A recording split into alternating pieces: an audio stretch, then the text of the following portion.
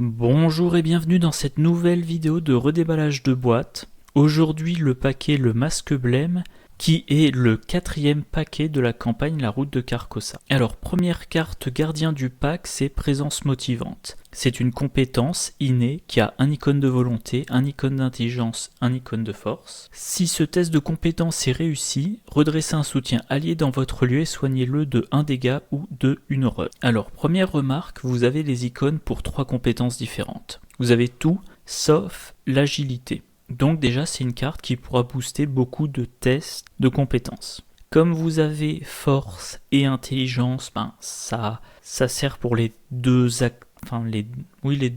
axes principaux du jeu, la recherche d'indices et le combat. L'icône de volonté, ça sera pour un certain nombre de tests liés au deck de rencontre. Et pas d'agilité, ça, je trouve c'est moins gênant pour un gardien, qui la plupart du temps est combattant. Alors il y a seulement un bonus de 1, c'est un petit bonus, voilà. Mais il y a un effet supplémentaire à la carte, la possibilité de redresser un soutien allié dans le lieu, pas forcément un des siens, et de le soigner de 1 dégât ou de 1 horreur. Et là, cet effet a deux parties. Déjà, on soigne un allié, les alliés on peut s'en servir comme tampon, on a un flic en patrouille, il a 2 points de santé mentale, et dès qu'on se prend une horreur non directe, on la met sur le flic en patrouille. Bon, par contre, si on lui met une deuxième horreur, là il est vaincu et il ne sert plus. Avec présence motivante, éventuellement vous soignez votre flic en patrouille pour pouvoir le réutiliser comme tampon à horreur plus tard. Et ensuite le redresser, ça va être intéressant pour tous les alliés qui ont un effet qui ne fonctionne, qui nécessite comme coup d'incliner l'allié. Normalement cet allié ne sera utilisable qu'une fois par round. Avec présence motivante, si vous réussissez votre test, vous le redressez et vous pourrez l'utiliser une deuxième fois. Donc les alliés qui ont dans leur texte incliné, qu'est-ce qu'il y a? Je vais les passer en revue rapidement. C'est par exemple Alice Luxley qui permet d'infliger un dégât à un ennemi dans le lieu après avoir découvert un indice. Donc là par exemple avec présence motivante, en tout elle pourra faire 2 dégâts. Évidemment il faudra activer 2 fois, donc il faudra découvrir 2 indices. Vous avez l'aventurier, normalement il ne peut placer qu'une provision ou une munition par tour. Là il pourra en poser 2. Le flic en patrouille pour infliger de niveau 2 pour infliger les dégâts directs, ça peut être très bien. Mettons, vous jouez l'héritage de Dunwich, dans votre lieu il y a 2 engoulevents et vous êtes engagé avec un ennemi. Vous utilisez votre flic en patrouille pour infliger 1 dégât à l'engoulevent. Même s'il est distant, le flic en patrouille c'est des dégâts directs, il n'y a pas de condition, donc voilà. Première utilisation du flic en patrouille, vous tuez le premier engoulevent. Ensuite, vous faites votre action de combat sur l'ennemi qui engage avec vous et vous attribuez présence motivante. Si vous réussissez votre test, vous retirez le dégât que vous venez de mettre sur le flic en patrouille, vous redressez le flic en patrouille, vous l'utilisez pour tuer le deuxième engoulevent. Voilà. Dr William T. Melson, alors là c'est moins intéressant parce que vous l'inclinez quand vous piochez une carte rencontre. Normalement, une carte rencontre, on n'en pioche qu'une par round. Là évidemment, s'il y a une carte qui a renfort, vous piochez la première carte, vous inclinez le Dr William T. Melson, vous placez un indice, vous annulez, vous mélangez la carte, vous piochez une nouvelle carte.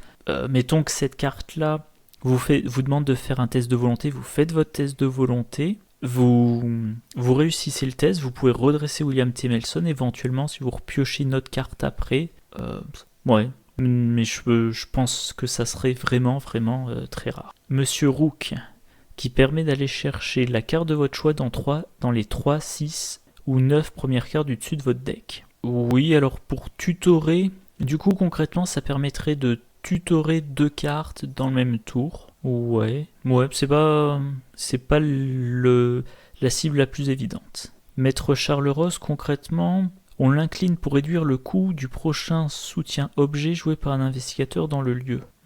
Donc éventuellement, ça permettrait, vous l'inclinez, ça réduit de 1 le coût du prochain soutien, vous le redressez, vous le réinclinez, ça réduit de 1. Ouais, c'est pareil, oui c'est utilisable, mais je pense pas que ça soit une cible très intéressante. Akina. Quand un ennemi vous attaque, inclinez Akina et infligez-lui une horreur. Au lieu de subir les dégâts de cet ennemi, infligez-les à un autre ennemi dans votre lieu. Ça c'est pour Akina de niveau 1, Akina de niveau 3, on peut infliger à n'importe quel ennemi, y compris lui-même. Et dans les deux cas, on subit les horreurs. Donc là par exemple, pendant votre tour, vous allez faire quelque chose qui vous inflige une attaque d'opportunité, peut-être tout simplement jouer votre arme. Allez, disons vous avez Wendy qui a dans une main une lampe torche, dans l'autre main les outils de crochetage, vous devez combattre, vous jouez une hache d'incendie, attaque d'opportunité, vous inclinez à qui n'a voulu infliger une horreur, vous encaissez les horreurs de l'attaquant et vous infligez à l'attaquant ses dégâts. Ensuite, vous faites une attaque sur cet ennemi avec la hache d'incendie. Quelqu'un dans le lieu attribue la présence motivante. Ça permet de retirer l'horreur d'Akina, de redresser Akina et éventuellement vous provoquez une nouvelle attaque d'opportunité où vous attendez la phase des ennemis. Donc pour du tank. Alors oui, je disais Wendy Adams, en fait j'aurais plutôt dû donner l'exemple de William Yorick parce que lui il peut avoir gardien, des cartes gardiens et des cartes survivants. Il n'a pas besoin que quelqu'un d'autre joue la présence motivante. Donc là c'est bien utile mais ça demande d'accepter d'encaisser beaucoup d'attaques. Madame Labranche pour piocher une carte de plus à condition d'avoir la main vide ou une ressource de plus à condition de ne pas avoir de ressources. Oui, William Yorick qui joue cacher son jeu plus hache d'incendie plus Madame Labranche, il peut en avoir l'utilité. Yaotel, on l'incline pour donner un test de compétence, un bonus égal au nombre d'icônes correspondant sur la carte du dessus de la pile de la défausse. Ben oui, bien sûr, ça présente un intérêt. Vous attaquez un ennemi, dans votre défausse, vous avez une maîtrise ou une attaque inconsidérée. Vous faites une première attaque, vous inclinez Yaotel, vous attribuez présence motivante, vous avez votre force de base, je sais pas, mettons 3, la force de l'arme, mettons que ça vous donne plus 1, ça fait 4, les 2 de la maîtrise, ça fait 6, la présence motivante, ça fait 7, si vous réussissez votre attaque, vous redressez Yaotel, vous faites une deuxième attaque, en vous donnant de nouveau les plus 2 liés à la maîtrise, vous combattez maintenant à 6. Ça, pareil, ça serait plutôt dans un deck William Yorick, vu qu'il peut avoir les 2 cartes. Dario El Amin, pour gagner des ressources. Ouais, je suis en train de réfléchir. Éventuellement, si vous jouez un deck Jenny Barnes, basé sur le fait d'avoir plein de sous, et ben, vous avez Dario El Amin, il n'y a pas d'ennemi, vous utilisez Dario El Amin, vous gagnez vos 2 ressources, vous faites une enquête, en attribuant présence motivante, ça vous permet de redresser Dario El Amin, vous le réinclinez, vous regagnez 2 ressources.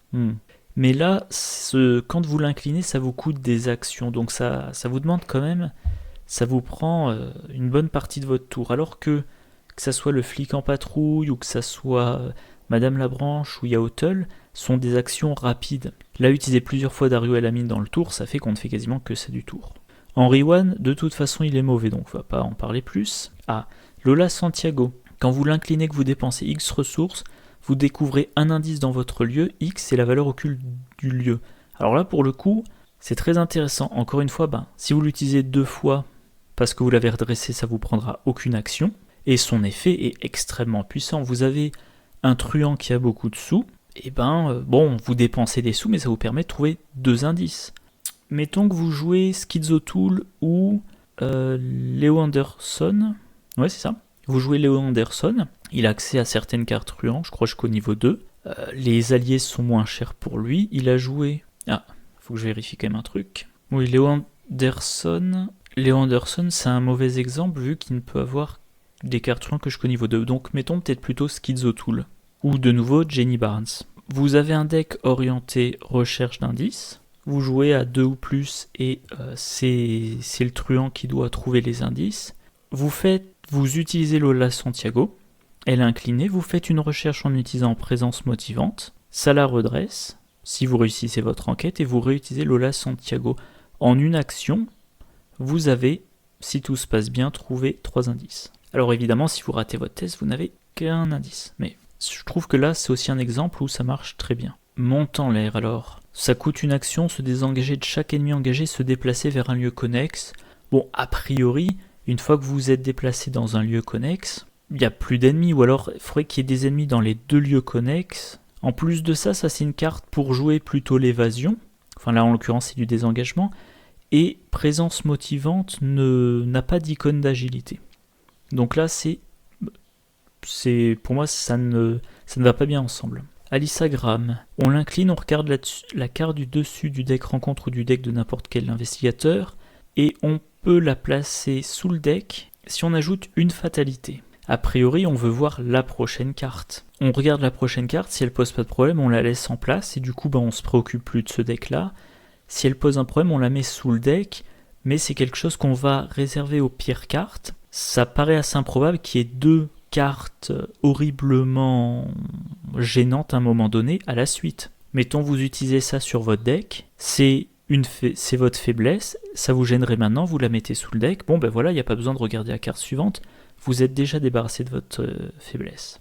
Donc je pense pas que ça aille très bien ensemble. David Renfield, alors là pour le coup, que je réfléchisse, les combinaisons possibles, je dirais qu'il y a, bien sûr il y a Jim Culver, il doit y avoir Caroline Fern, il doit y avoir Diana Stanley, j'ai pas la liste en tête de tous les investigateurs qui peuvent avoir David Renfield et présence motivante, mais là je pense c'est très bien. Parce que David Renfield, vous l'inclinez, vous lui mettez une fatalité dessus, si vous le souhaitez, puis vous gagnez une ressource pour chaque fatalité sur David Renfield. Alors cette carte-là, elle va demander de bien penser la gestion des fatalités et le tempo de la partie. Mettons que vous le jouez au premier tour, vous lui mettez une fatalité dessus pour gagner une ressource. Au deuxième tour, vous mettez une deuxième fatalité, vous gagnez 2 ressources. Troisième tour, vous êtes engagé avec un ennemi, vous utilisez David Renfield, vous lui mettez une troisième fatalité, vous gagnez 3 ressources. Vous faites un test de volonté pour attaquer l'ennemi, vous attribuez présence motivante. Si vous réussissez le test, vous redressez David Renfield, vous le réinclinez, vous lui remettez une fatalité dessus, vous gagnez 4 ressources. Et si vous utilisez cette carte pour un combat, éventuellement, vous allez volontairement vous prendre une attaque d'opportunité et mettre tous les dégâts sur David Renfield. Donc, pendant votre troisième tour, vous mettez la troisième fatalité, ça vous permet de gagner 4 ressources. Pardon, ça vous permet de gagner 3 ressources. Vous attaquez avec un flétrissement votre ennemi. Vous attribuez présence motivante. Si vous réussissez votre attaque, vous redressez David Renfield. Vous l'inclinez, vous mettez une quatrième fatalité. Vous gagnez 4 ressources. Ensuite, mettons, vous choisissez l'action piocher une carte. L'ennemi attaque. Et vous mettez tous les dégâts, toutes les horreurs qu'il inflige, enfin le maximum possible, sur David Renfield. David Renfield, il a qu'un point de santé mentale. A priori, il est vaincu. Dans le tour, vous avez gagné 7 ressources. C'est quand même énorme. Cette ressource, c'est le prix d'un flétrissement et le prix d'un rituel de recherche de mémoire, en tout cas au niveau 0. Vous avez fait mourir David Renfield, donc vous vous souciez plus des fatalités qu'il y avait sur lui, et vous avez encaissé une attaque d'opportunité. Et maintenant, votre ennemi, vous l'attaquez une deuxième fois avec votre flétrissement ou avec un atamé spirituel, enfin, maintenant vous l'achevez. Donc David Renfield, oui, je pense que c'est une très bonne cible. L'initiée aux arcanes, elle permet d'aller chercher une carte sort parmi les 3 quarts du dessus du deck et de la piocher. Quand même, l'initiée aux arcanes, elle vous permet de tutorer une fois par tour, vous avez votre pioche normale, vous pouvez avoir dans votre deck d'autres cartes de pioche ou de tutorat. Je pense pas que ça soit si important que ça de tutorer 2 fois par tour. Bon, initiée aux arcanes de niveau 3, même chose. Olive McBride. Alors là, pour le coup, si vous utilisez Olive McBride, c'est pour vous donner de meilleures chances de réussir un test. Mettons, c'est un test extrêmement important, vous pouvez pas le réussir si vous piochez l'échec automatique ou alors le -8 ou l'échec automatique et le -4, vous allez utiliser Olive McBride en espérant ne pas tomber simultanément sur les 2 jetons qui vous font rater. Vous avez de la chance, c'est pas ça, vous piochez par exemple -1, -3 échec automatique, un mauvais exemple. Vous piochez -1, -2 échec automatique, vous dites je résous -1 et -2, ça me fait un -3, j'étais à 3 au-dessus, je réussis, c'est bon. Et s'il s'agit par exemple de faire l'attaque sur l'ennemi final de la campagne, vous attribuez présence motivante lors de votre première attaque. L'attaque est réussie, vous redressez Olive McBride et vous recommencez. Donc Olive McBride, pareil, si elle est dans le deck, c'est que vous jouez beaucoup la manipulation, c'est qu'elle vous est très utile, on la met pas comme ça sans raison, et du coup pouvoir l'utiliser 2 fois dans le tour, ça peut être très important si on est vraiment au moment clé du scénario. Voilà. Bon voilà, c'était tout pour présence motivante. Donc c'est une carte, elle est très intéressante si vous arrivez à activer son effet, mais elle vous donne seulement un bonus de +1. Du coup, c'est pas uniquement avec cette carte-là que vous allez activer l'effet, vous avez besoin de partir d'un niveau assez élevé, déjà. Par exemple, si vous dites tiens, c'est difficulté 4, G4, je vais utiliser présence motivante, présence motivante, probablement vous allez le gaspiller. Par contre, si vous dites tiens, je fais une attaque à 5 contre 3, je vais rajouter présence motivante, vous passez à 6 contre 3, là effectivement vous avez de bonnes chances que ça passe. Ah oui, j'ai oublié de le citer parce que tout simplement il n'était pas dans la liste parce qu'il occupe un slot, un emplacement d'allié, mais Duke, voilà, comme pour faire un test avec une valeur de base de 4, faut l'incliner, effectivement. Présence motivante pour faire 2 enquêtes avec 4 de base ou 2 combats avec 4 de base, c'est intéressant. Carte suivante, mano à mano. C'est un événement, esprit, audacieux, esprit, donc Calvin Wright peut l'utiliser. À jouer uniquement lors de votre première action, comme toutes les cartes qui ont le trait audacieux. Infligez 1 dégât à un ennemi engagé avec vous. Cette action ne provoque pas d'attaque d'opportunité. Oui, ça coûte 0 et c'est de niveau 1.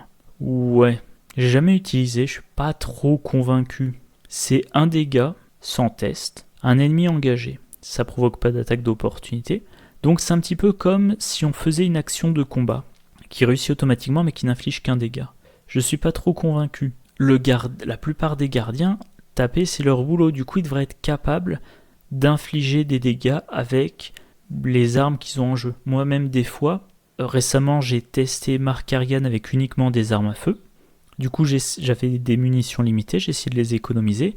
Quand j'avais un ennemi à 3 points de vie, je tirais dessus une fois pour lui faire perdre 2 points de vie, et son dernier point de vie je le faisais à main nue, on va dire. Je disais bon, l'ennemi il a 3 en force, Markarian il a 5, qui inflige en patrouille ça fait 6, j'ai pas besoin du bonus d'une arme, je fais une attaque à 6 contre 3, et si ça réussit, j'inflige le 3e dégât requis.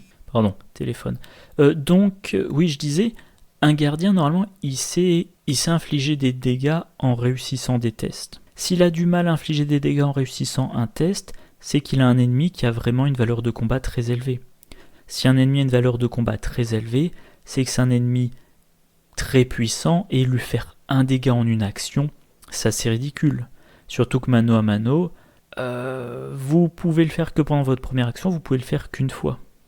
Et là, comme ça, je vois pas d'exemple de cartes qui pourraient bien combiner avec mano à mano. Vous pouvez pas, par exemple, doubler cette carte-là. En tout cas, je vois rien qui existe.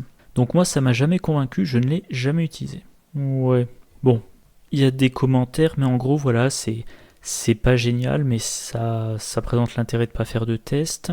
Et c'est quelque chose qui va intéresser si on a déjà, entre guillemets, attendri l'ennemi. Voilà, s'il est déjà blessé. Comme il faut le jouer comme première action et qu'il faut être engagé avec l'ennemi, c'est-à-dire que l'ennemi, soit on vient de le piocher pendant la phase du mythe, soit il date du tour d'avant et dans ce cas-là, éventuellement, il a fait une attaque pendant la phase des ennemis. Alors si on vient de le piocher, qu'on l'a pioché engagé, c'est normal, hein, c'est quand même quelque chose d'assez courant pour le gardien, il pioche un ennemi, il le combat. Là, voilà, il faudrait vraiment une combinaison, une combinaison de cartes pour que ça soit très intéressant. Vous utilisez éclaireur pour entrer dans un lieu, ça vous fait engager l'ennemi qui est là. Éclaireur, c'est une action rapide, donc vous êtes toujours à votre première action, vous jouez mano à mano, ça y est, vous lui faites 1 dégât et maintenant vous l'attaquez. Ou alors vous jouez en chasse. Vous jouez en chasse, vous allez chercher un ennemi, vous le générez dans votre lieu, engagé avec vous, vous jouez mano à mano pour lui infliger un dégât. Sauf que si vous piochez... est-ce que j'ai un exemple en tête ? Si vous piochez, je sais pas moi, peu importe, mais une créature qui a 4 points de vie, mano à mano lui en fait perdre qu'un.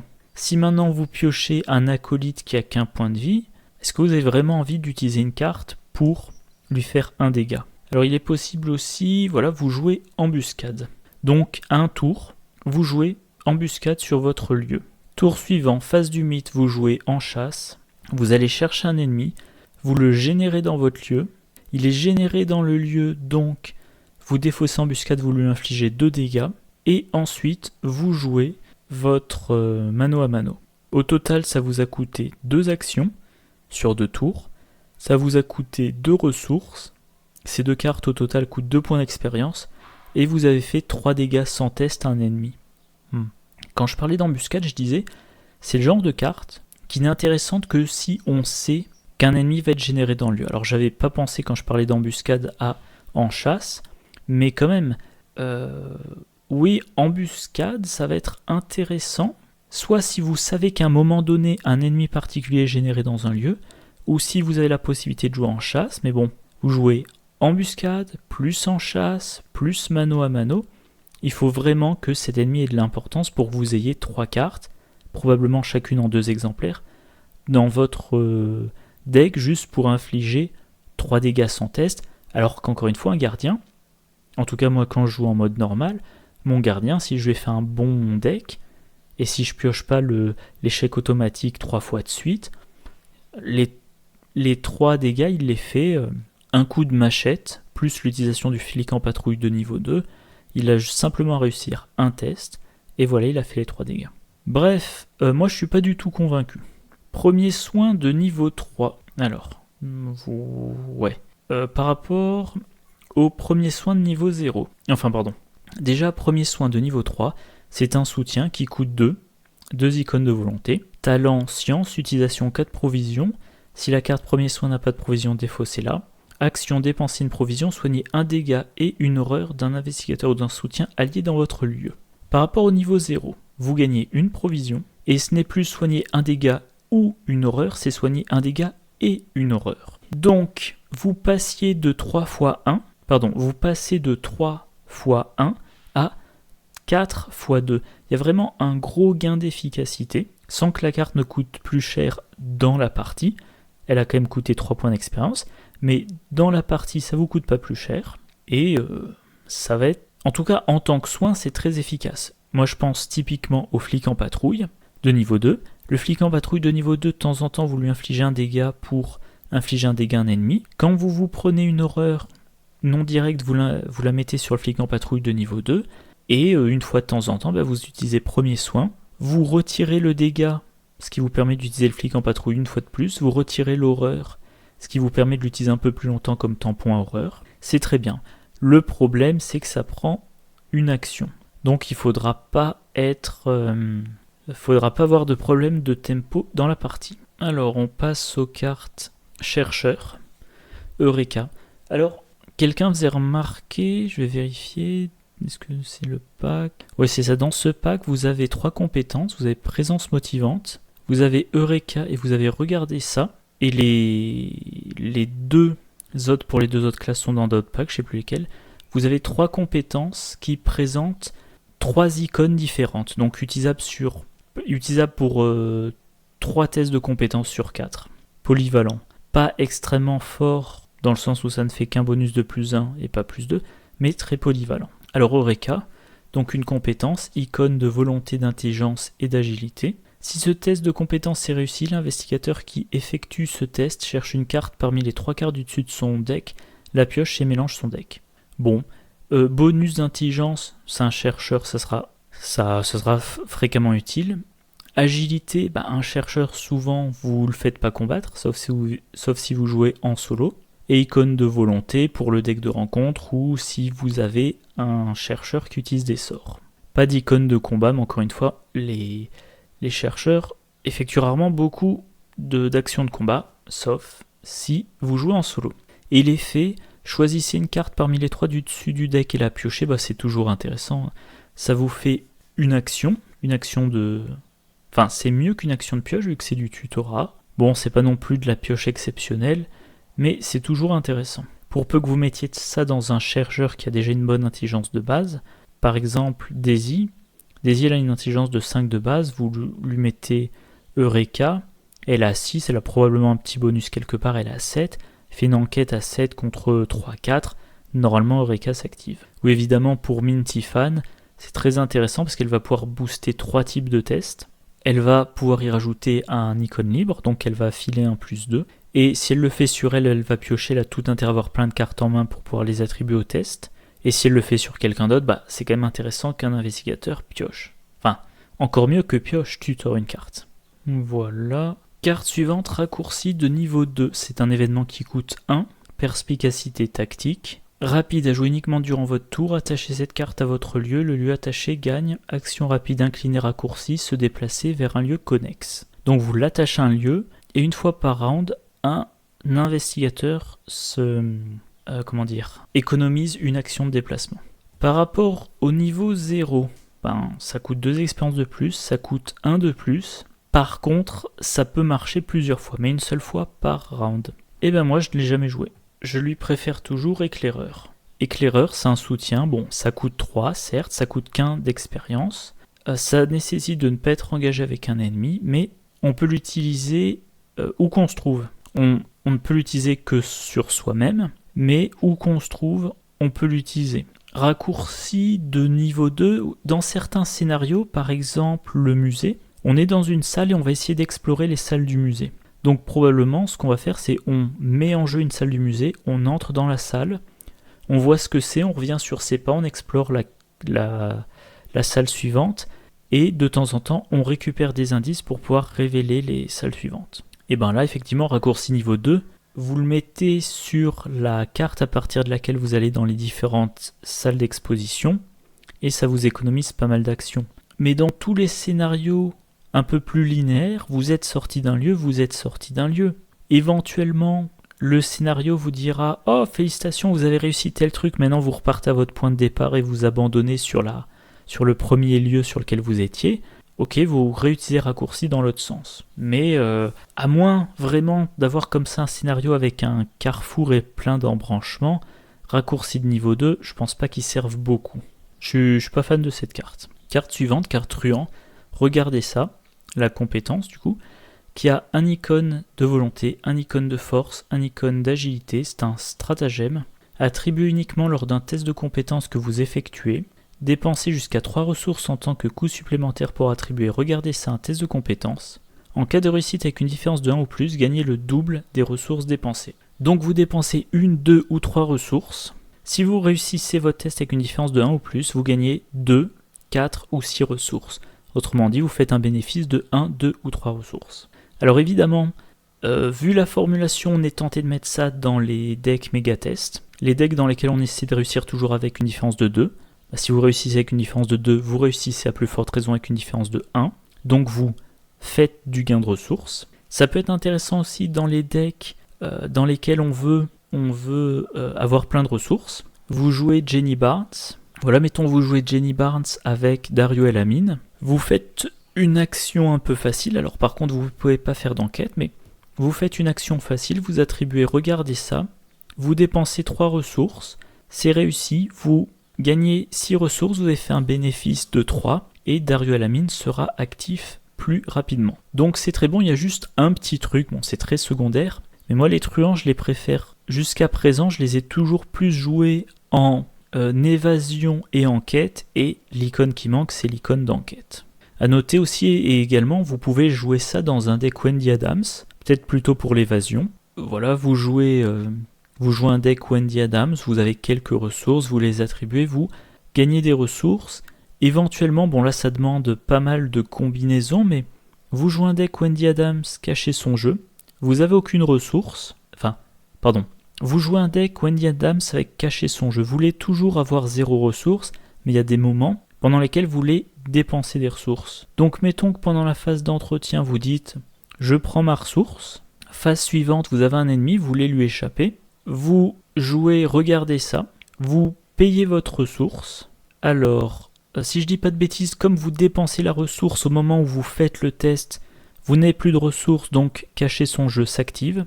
Wendy Adams, je dirais de mémoire qu'elle a 4 en évasion. Je vais vérifier. Oui, Wendy Adams, elle a 4 de base en agilité. Regardez ça, ça lui donne 1, elle a 5. Comme elle a plus de ressources, cacher son jeu la fait passer à 6. Elle a quand même de bonnes chances de réussir son évasion. Elle a toujours la possibilité d'utiliser sa capacité pour remplacer le jeton du chaos. Donc elle a de bonnes chances de réussir avec une différence de 1 ou plus, ce qui lui fait gagner 2 ressources. Et maintenant, éventuellement, avec ces 2 ressources-là, elle va pouvoir payer 2 fois pour sa hache d'incendie, donc se donner un plus 4. Ou même d'ailleurs, si elle choisit de ne pas s'évader mais de combattre, parce que sur regardez ça, il y a un icône de force, elle active Madame la Branche, elle se donne une ressource, elle l'utilise, regardez ça. Alors je précise que moi en général quand je joue cacher son jeu, je prends quand même la ressource, parce que je trouverai a priori un moyen de la dépenser. Donc j'ai une ressource. Je fais une attaque. J'ai ma ressource, je fais une attaque. Je dépense la ressource pour l'âge d'incendie. J'utilise Madame Labranche pour me donner une ressource. J'attribue, j'espère que je ne me trompe pas dans le timing, mais j'attribue, regardez ça. Ou alors je l'attribue avant avec la ressource que j'avais et ensuite je gagne la ressource avec Madame Labranche. Je pense pas qu'il y ait de problème de timing là-dessus. Bref, je joue, regardez ça. Je paye une ressource. J'effectue mon attaque. Wendy, elle a 1 de base. Regardez ça la fait passer à 2. La hache d'incendie la fait passer à 4. Cacher son jeu la fait passer à 5. Si l'attaque est réussie avec une différence de 1 ou plus, elle gagne 2 ressources. Deuxième attaque avec la hache d'incendie. Et elle peut payer 2 pour booster de plus 4. Donc 1 plus 4 ça fait 5. Cacher son jeu ça fait 6. Voilà. Alors le Deringer 41 de niveau 2. C'est un soutien qui coûte 3, qui occupe un emplacement de main, qui a les traits objet, arme, arme à feu illicite, utilisation 3 munitions, action, dépenser une munition, combattre, vous gagnez plus 2 en force pour cette attaque.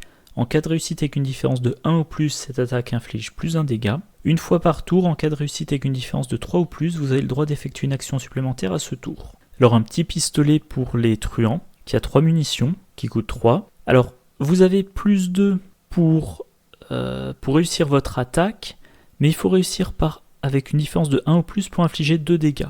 Donc en fait, c'est comme si vous aviez plus 1 pour faire 2 dégâts. Donc oui, c'est ce qu'on attend d'une arme, et là, elle coûte 2 points d'expérience. Par contre, si vous réussissez avec une différence de 3 ou plus, vous avez le droit d'effectuer une action supplémentaire à ce tour, c'est intéressant. Mais il faut réussir avec plus 3. Donc ça veut dire qu'il fallait, si vous réussissez avec plus 3, ça veut dire que sans le bonus de l'arme, vous réussissiez d'1.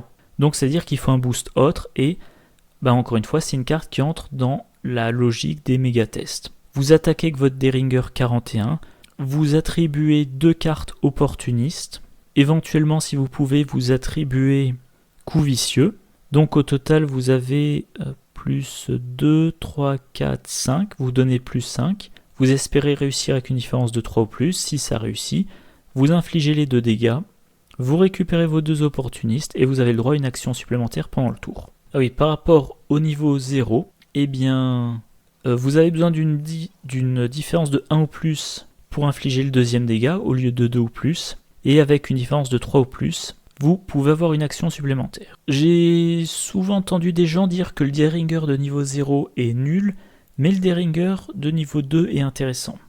Ensuite, moi je vois, à chaque fois que je fais la comparaison avec les gardiens, je me dis les armes de truand, elles sont bien, mais elles sont légèrement mieux que des armes de gardiens qui coûtent 0 points d'expérience. Donc oui, cette carte-là, si vous jouez un truand de combat qui joue méga test, elle est bien. Mais objectivement, par rapport à l'ensemble des armes, moi je la trouve ok, sans plus. Voilà, allez, carte suivante. Carte mystique, déferlement de puissance. Une compétence qui a un icône libre. Alors ça, je fais une petite digression. C'est un truc amusant, les mystiques en général, on essaie de leur faire tout avec la volonté, et comme ça je dirais qu'intuitivement, ils ont pas mal de compétences qui ont des icônes libres. Donc les mystiques, ils pourraient, alors pas tout faire, mais en tout cas quand il s'agit d'activer leur carte, il y a plein de choses qu'ils peuvent faire à la volonté, mais ils ont des compétences qui donnent des icônes libres, tant mieux. Voilà. Donc, dépensez jusqu'à 3 charges parmi les soutiens que vous contrôlez en tant que coût supplémentaire pour attribuer déferlement de puissance à un test de compétence. Déferlement de puissance gagne un icône de volonté et un icône libre pour chaque charge ainsi dépensée. C'est énorme, vraiment. Alors certes, il faut dépenser des charges de ces sorts, et moi je me plains toujours du fait que tous les sorts importants des mystiques utilisent des charges, mais vous avez potentiellement plus 7, enfin en volonté vous avez plus 1 ou plus 3 ou plus 5 ou plus 7, et dans n'importe quelle autre compétence vous avez plus 1 ou plus 2 ou plus 3 ou plus 4, à un test, c'est un bonus énorme. Le coût est élevé, cela dit vous n'êtes pas obligé de payer des charges, ça peut vous faire un icône libre, c'est une compétence qui va s'adapter à vos besoins, mais dans un deck Akashi Oniele, Akashi pour chacun de ses soutiens avec charge, elle a une charge de plus. Donc voilà, moi je joue un deck Akashi Oniele, j'hésite pas directement de déferlement de puissance. Oui, bon, en commentaire, cette carte-là peut justifier de mettre dans son deck des cartes qu'a priori on ne mettrait pas. Vous aimez pas Divination, avec Déferlement de puissance, vous pouvez envisager d'utiliser Divination. Surtout si vous jouez à Akashi Oniele. Alors, Divination. Et on va prendre le niveau 0. Bon, ça occupe un emplacement d'arcane, ça c'est le problème. Ça va être le problème de beaucoup. Alors, attendez, je vérifie aussi un truc. Alors, c'est n'importe quel soutien. Oui, il y a beaucoup de soutiens mystiques qui occupent des emplacements d'arcane. Ça, c'est un problème. Mais la Divination, elle a 3 charges. Vous payez 1 pour la mettre en jeu. Et c'est un peu comme si vous aviez une réserve à icône pour le déferlement de puissance. Si vous jouez solo, vous aurez peut-être envie d'avoir en jeu votre flétrissement, votre rituel de recherche. Mais si vous jouez en multi, que votre mystique est concentré par exemple combat, vous avez votre flétrissement en jeu, vous avez votre divination, à un moment donné vous avez un test difficile, et ben vous cannibalisez les charges de la divination pour augmenter la puissance de votre déferlement de puissance. Donc globalement une très bonne compétence. Ah ben tiens justement, divination de niveau 3, un soutien qui coûte 1, 2 icônes d'intelligence, intéressant. Ça occupe un emplacement d'arcane, c'est un sort, utilisation 3 charges, action rapide, incliner divination et dépenser une charge, regardez les 3 cartes du dessus du deck de n'importe quel investigateur ou du deck rencontre, remettez-les au-dessus du deck dans l'ordre de votre choix, s'il y a une carte terreur ou présage parmi les cartes, regardez, subissez une horreur.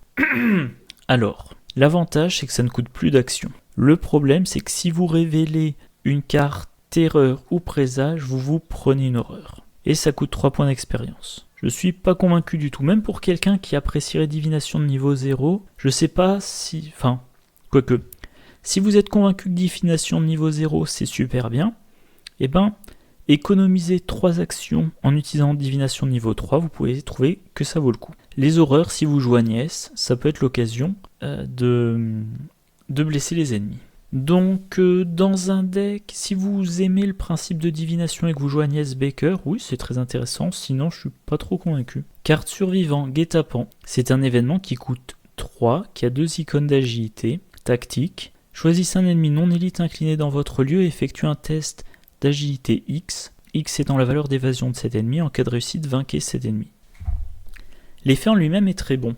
Il vous suffit d'avoir un ennemi non élite incliné dans le lieu, et en réussissant un test, vous pouvez le vaincre. Mais ça coûte 3 ressources. Les survivants, c'est assez fréquent qu'on les joue pauvres. Par exemple, avec la combinaison Hache d'incendie, Madame la Branche et Cacher son jeu. Donc là, 3 ressources, ça va être cher. Ensuite, l'ennemi, il a fallu qu'il soit incliné. Assez probablement, c'est le survivant qui l'a incliné. Donc il a fallu réussir un test pour l'incliner. Et ensuite, il faut réussir un test pour le vaincre. Il faut faire 2 tests. 2 tests à l'agilité. Bon, on joue un survivant qui a une bonne agilité, on joue par exemple Wendy, surtout si elle a des chaussures de course, c'est pas forcément difficile c'est pas forcément difficile de réussir les 2 tests, mais il faut quand même les faire, il faut quand même les passer.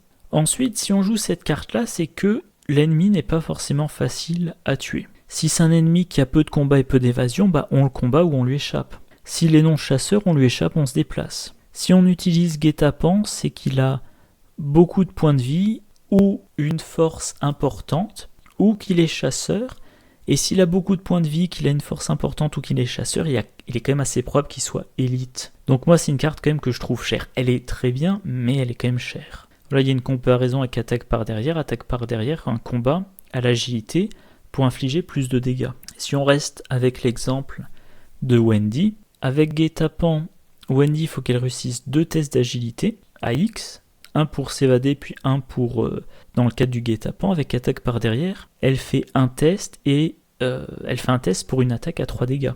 Donc, pas convaincu du tout. Une rencontre fortuite de niveau 2. Alors, donc niveau 2, coup X, c'est un événement. Chance, choisissez un soutien allié avec un coût en ressources imprimé de X dans la pile de défausse de n'importe quel joueur. Mettez en jeu ce soutien sous votre contrôle. Le niveau 0, ça coûtait 1. Et à la fin du round, on défaussait le soutien. Donc le niveau 2, c'est pour un soutien qu'on veut garder longtemps en jeu. Par contre, il faut le repayer. Donc, ça va être utile si dans votre deck, vous avez un soutien allié ou si un autre joueur du groupe a un soutien allié qui est très important. En survivant, mettons, vous jouez Peter Sylvestre de niveau 2, Peter Sylvestre, c'est un très bon tampon à horreur. Si votre deck est conçu autour de ce tampon à horreur, vous allez avoir envie de le récupérer. Par exemple, Agnès Baker. Voilà, Agnès Baker, elle utilise Peter Sylvestre de niveau 2 pour encaisser un maximum d'horreur, qu'elle s'inflige pas, enfin, un maximum d'horreur pour que chaque horreur qu'elle se met sur elle, ça blesse un ennemi. Peter Sylvestre, à un moment donné, est vaincu, et ben elle le rejoue. Par contre, pour tous les soutiens qui ont des effets d'entrée en jeu, pour tous les soutiens qui ont une utilité assez limitée, on les met en jeu, on s'installe un petit peu, ou on encaisse quelques dégâts, quelques horreurs, et ensuite on s'en fout, évidemment, il faut plutôt jouer le niveau 0. Donc oui, là, une rencontre fortuite de niveau 2, ça va être intéressant pour Peter Sylvestre, éventuellement pour Akina de niveau 3, je crois, qui finira par être vaincu. Ça peut être intéressant pour David Renfield, s'il avait trop de fatalité sur lui, que vous l'avez fait mourir, vous le faites revenir plus tard, une fois qu'il y a de nouveau 0 fatalité en jeu. Et oui, donc ça peut permettre de récupérer un allié dans n'importe quelle pile de défausse. Éventuellement, vous récupérez le flic en patrouille du gardien. Oui, je crois que ça s'appelle Shairan en français, qui permet d'évader automatiquement, vous le récupérez.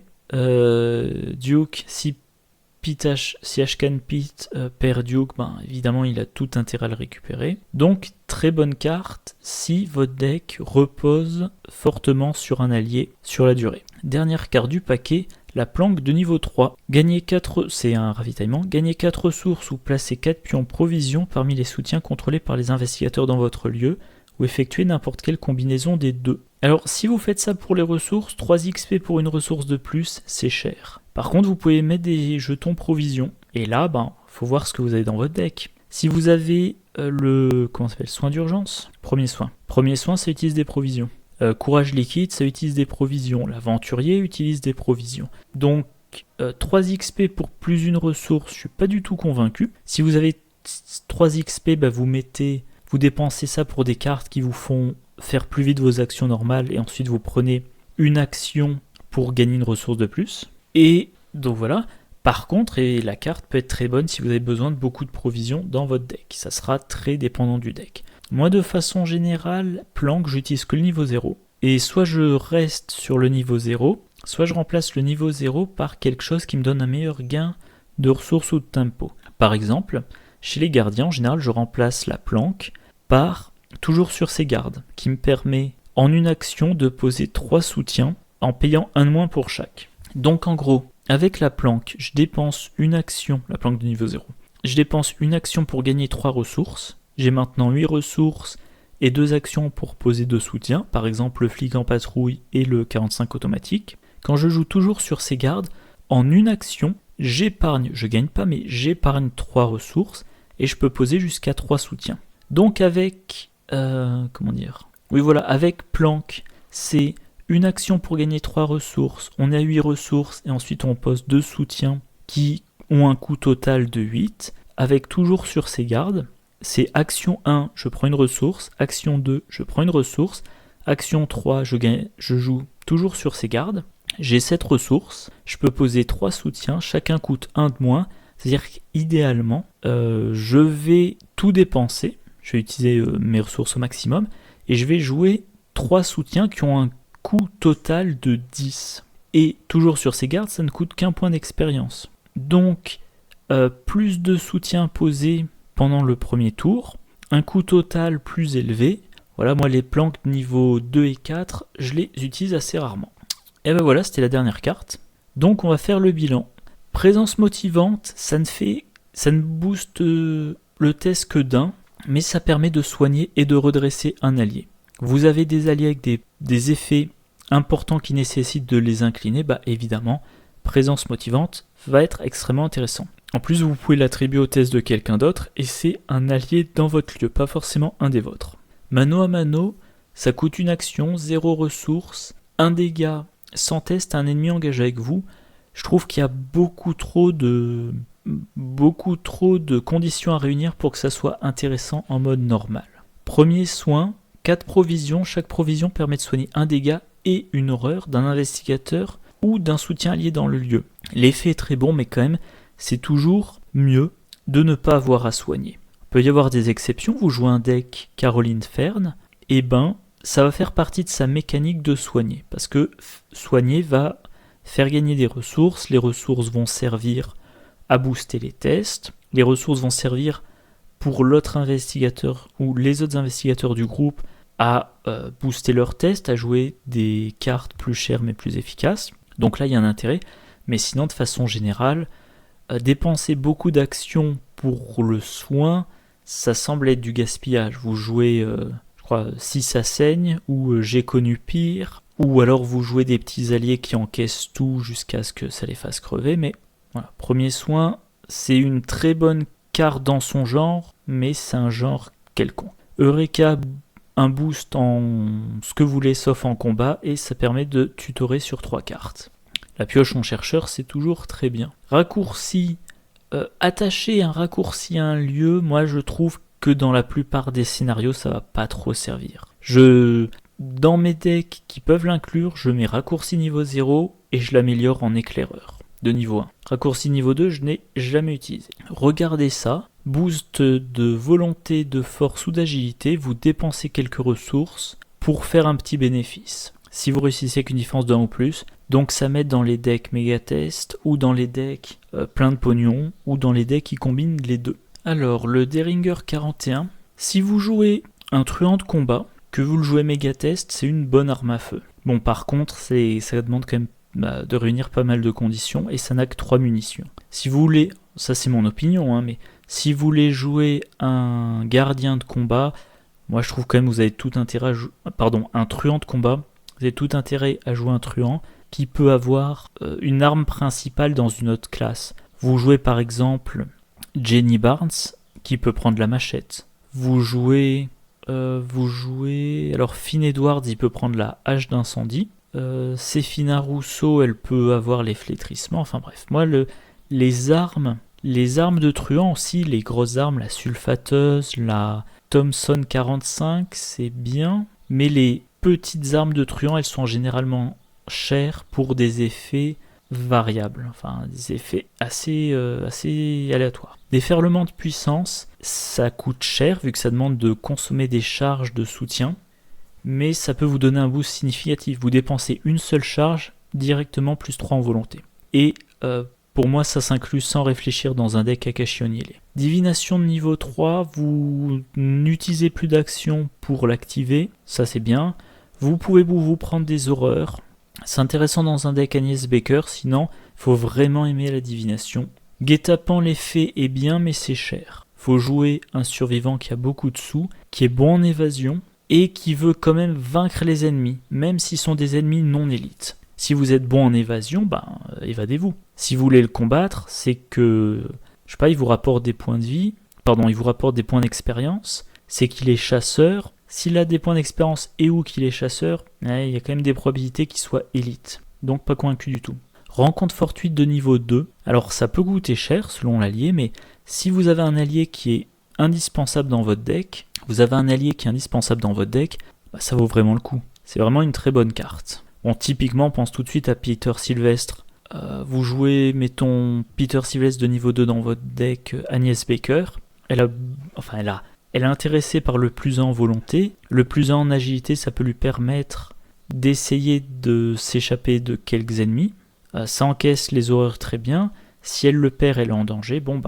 Rencontre fortuite de niveau 2 pour le remettre en jeu. Planque de niveau 3, seulement une ressource de plus, ce qui fait peu pour 3 d'expérience, mais la possibilité de mettre des provisions. Et c'est ça qui est intéressant avec cette carte. C'est la polyvalence.